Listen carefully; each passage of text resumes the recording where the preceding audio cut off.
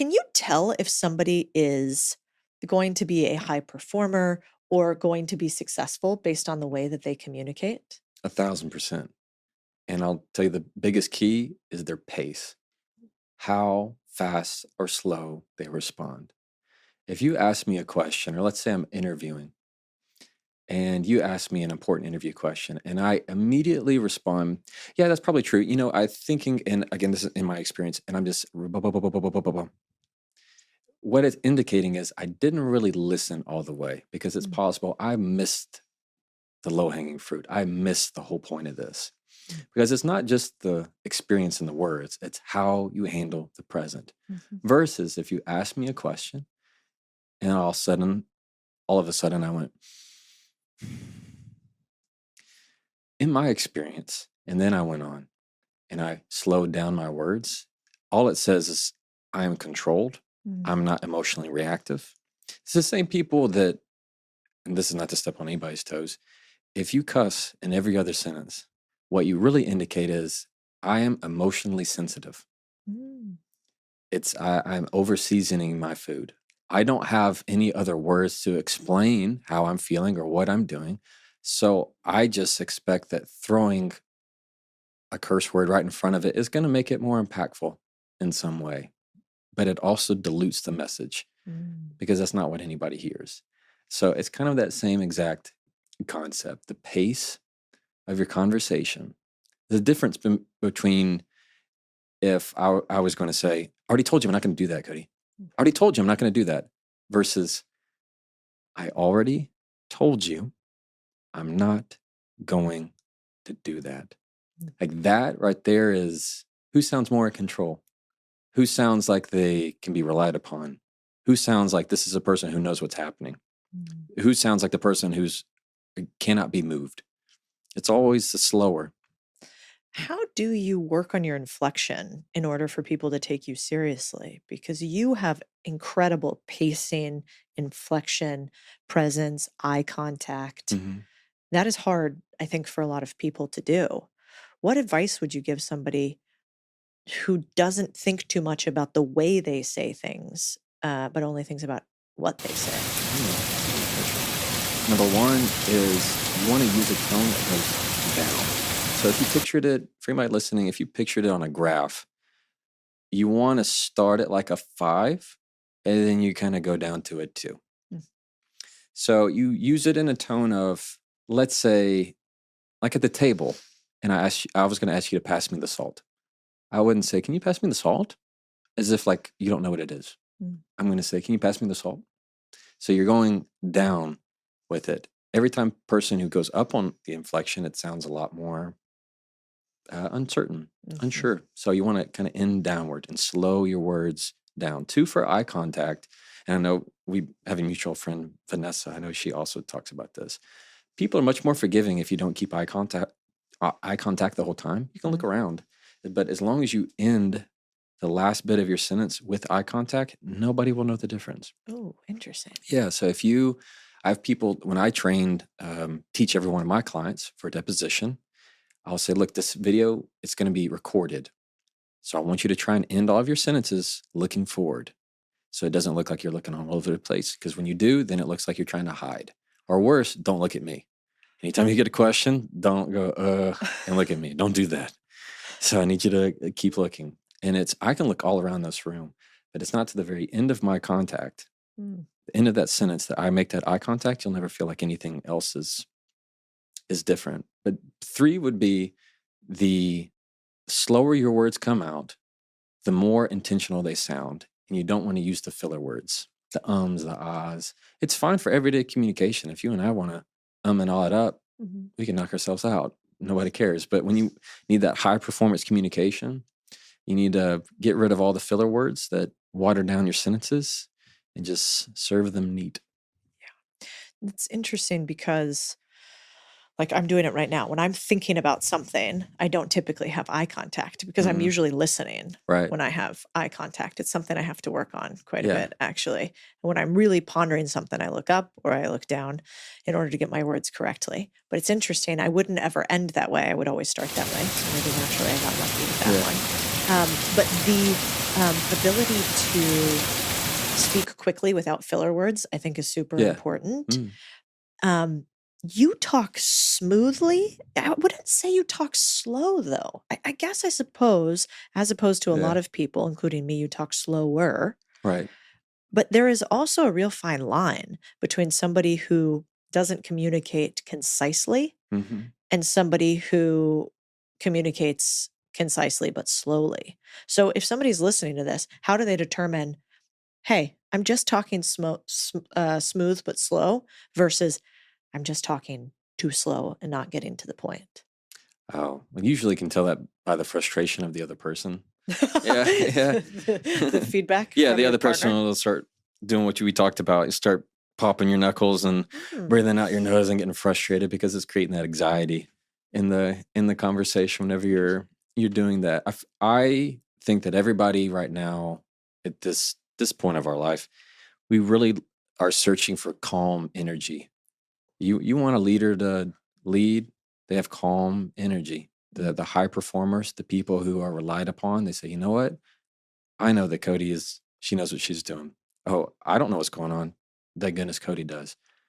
It's because of the calm energy. You think of any movie you've seen, mm. or you think of anybody in combat. It's the leaders have the calm energy. They do not respond emotionally to the chaos. And those are the people that people look to. And they look for that in everyday conversation. There's a reason why when you go into your grandmother's house, all of a sudden you feel at ease. Mm. It's that calm energy that says, don't worry, honey. You're good. Tell me all about it. When you have this sense of, you go into one of my favorite restaurants, this is mom and pop. She calls everybody honey, calls everybody darling, sweetie. It's like, yes, I just love, we need that. We really do. More than you think, we need that calm energy. Yeah. When you're around these people that are always anxious, always go, go, go, always want to just, you got to 10x everything about your life. Like that's a quick way to being really unsatisfied with a lot of things. There's nothing wrong with talking slow. Mhm. I would say people say I talk slower in person than I do in my videos because I'm not having to cram Same, everything into 47 seconds. same. Um, but it's this calm energy that people are drawn to, like a moth to a flame, because it's this vibe that when you can come into the room and they go, oh, thank goodness they're here. Like all of a sudden, it's this, everybody at the room feels different by your presence. And it's not because you're hyping everybody up. That's great. There's a place for that. Mm, That is not sustainable. mm. It's the calm energy that leaders show. That means they always know that they're captain of the ship. Fascinating. So I'm sure there are many times where you feel super anxious and you feel elevated and Yeah, you do not feel like the grounding energy. In fact, you'd love somebody else to be that. right. What do you do to prepare yourself to be that calm in the storm? Is there something that you do to reground yourself so when you walk in the door to your family, Yeah, you're different?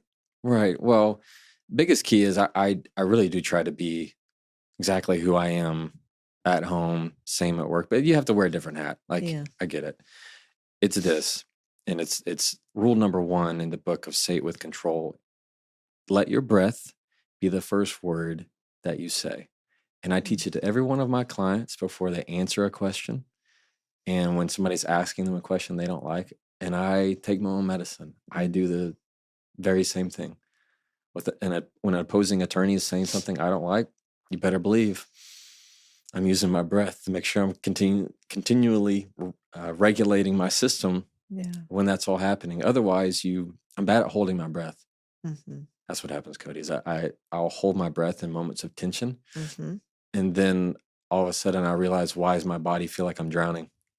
Well, it's because you are. I mean, you're preventing oxygen from flowing. That's why everything is tight, and that's why you yell, because your Interesting. your body goes, I don't know what to do with all this trapped air we got, so we better just Mm. shoot it out. Well, it's because you Mhm. just put it in a bottle and shook it up, just Yeah. waiting for it to pop. But when you breathe the entire time, it's like breathing underwater. You can put me as deep as I need to go. I'm still all right, Interesting. no matter what the pressure is. So it's a lot of the letting your breath be the first word that you say. So wherever your first word would be, Mm, before you say the I don't agree with that, or the that's not true, you put a breath, and what it does is it allows your logical, analytical side to stay at the forefront where you don't get emotionally swept.